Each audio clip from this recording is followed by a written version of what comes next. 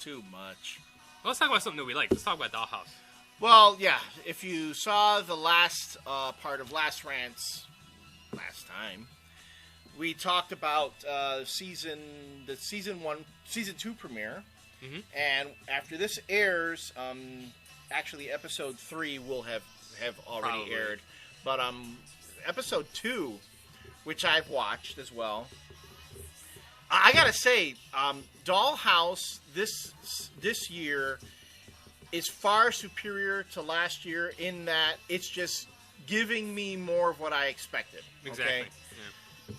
Now, mind you, I also I bought the season 1 DVDs, and I watched the unaired pilot, and I watched the unaired season finale. And those were also superior to everything that aired. That original pilot, I watched it. I'm like, why wasn't this the pilot? Yeah. It was so much better. It was way better. And they were setting up awesome stuff that he didn't even get to. He didn't even get to do until like the middle of the season. So Fox sucks. I don't understand. And on top of that, the show between the previous episode and this last episode that just aired, it actually did even worse in the ratings. It lost even more viewers on a Friday night. But it was a pretty intense episode. It was really good. It was it showed the potential that you have for this kind of a setup where people can take on other personalities and the kinds of complications that arise around it and why certain people do it, the justifications behind it. It just makes so much more sense. Season 2 felt more like a season 1 to me. It's really what they should have done in season 1. I'm just worried that now they have just lost so much of the audience that they're not going to be able to recover from it. Maybe. Because if you haven't seen Epitaph 1 on the season 1 DVD set, that is really, it's like when you write when Marvel does The End, all those different types of standalone miniseries that show how things are supposed to end for those characters. And it's really pretty brave on Joss Whedon's part to put that cap. But do you see what I was saying now? That when Amy Acker left in the last episode, and then watching that, you're like, well, she's coming back. Something's going to happen. Yes, yeah. And again, Amy Acker just shows what a great actress she is. In the first episode, she was awesome. But actually, I give Dushku a lot of shit for not being able to act. Well, I don't know if she's capable of doing it, but she always seems to be. She has to be in a certain range. She only has a certain range. She was pretty awesome in that last episode. Oh yeah. When they took her baby away. I mean, she was going nuts. I'm like, wow, that was actually pretty impressive. Yes. Dushku can play vulnerable, but I don't know how vulnerable you can get her to be. So, but that's not even it's not meant to be a slam on her. It's right. There are some really good actresses out there that it's like can Harrison only do Ford. So much. Yeah, Harrison Ford plays Harrison Ford in every movie. Yeah, but I'll watch it. He does good movies. He does good stuff. Harrison Ford plays Indiana Jones in every movie, and I remember seeing that in Return of the Jedi. When Return of the Jedi came out, and he gave that line to Han and Luke, he goes, "It's me." That was Indy. I saw Indiana Jones up there. I went, "Oh, he's playing Indy now," or Indiana Jones is Han Solo, one or the other. One or the other. But it's not meant to be a slam against Eliza Dushku. She just has a certain range that she can work in.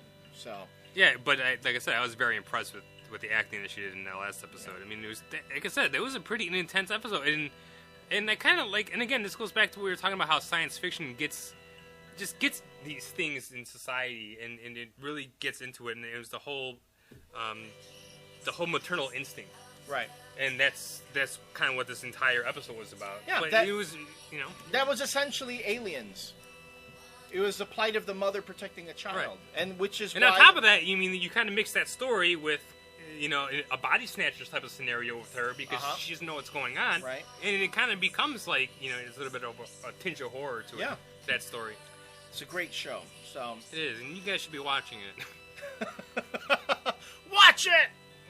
Well, Joss Whedon's people need to be watching it, but if every Whedonite out there is watching the show, I mean, but you know what the thing is, Nah, it's just nice for last rants. I always say that when we start ranting because it just rambles and just. But the one thing is that are they taking into account people who TiVo that show now? I mean, are they able to do that? Because you know how many people are TiVoing that? You know how many people are downloading torrents of that who can't watch it on a Friday night? Right. If you account for and it's on Hulu. Are they? People can watch episodes on Hulu. Are they counting that in as viewership? That's another model probably in television that Because I mean, it seems like the Nielsen ratings is kind of an outdated concept now. Yeah, and you're never there's so many different venues where you can get that show now. Right. And you're just not going to get American Idol numbers for every kind of show you can have out there, even with other reality shows.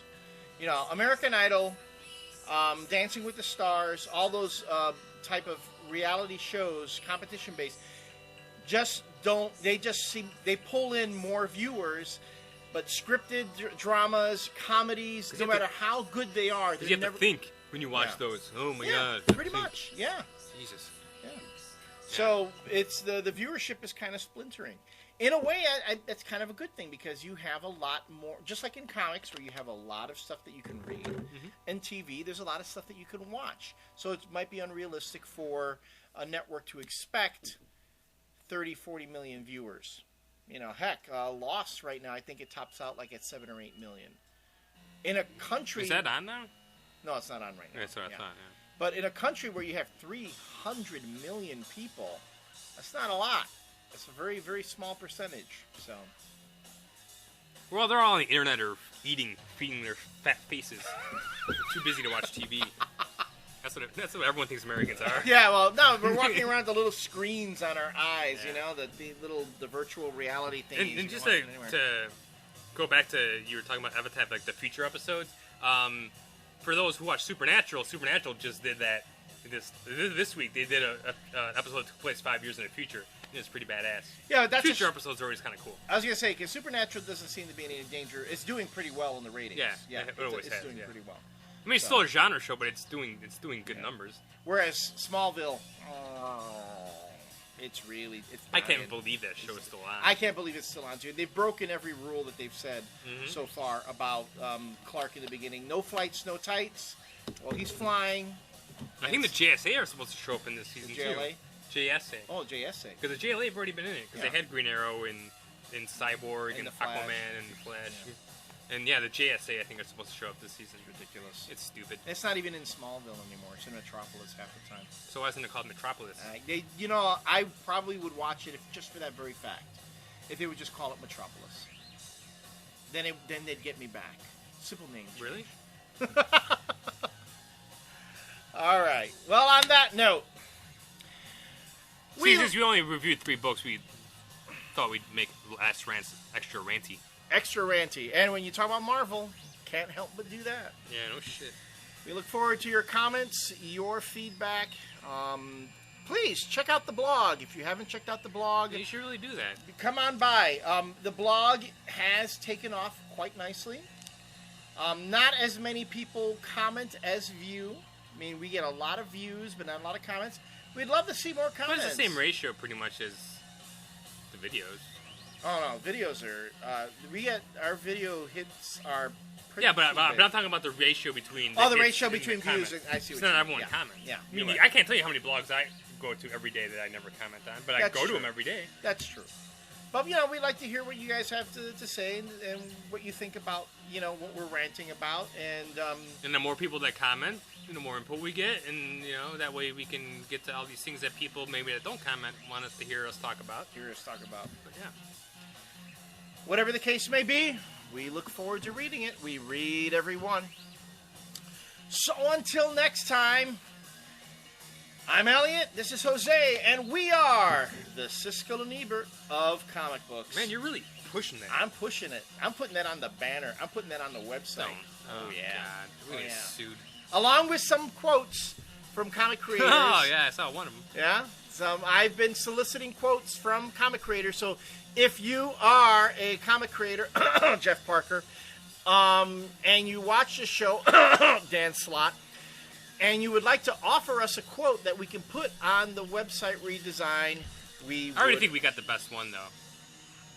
Yeah, the Luna Brothers. The Luna Brothers. No one's going to top them.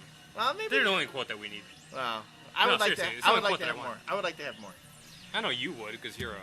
Yeah, I know. Yeah, Whore. follow through. There you go. Until next time, popularity whore. we'll see you I then. want everybody to love me. That's why I need to apologize to everybody in my videos. Bye.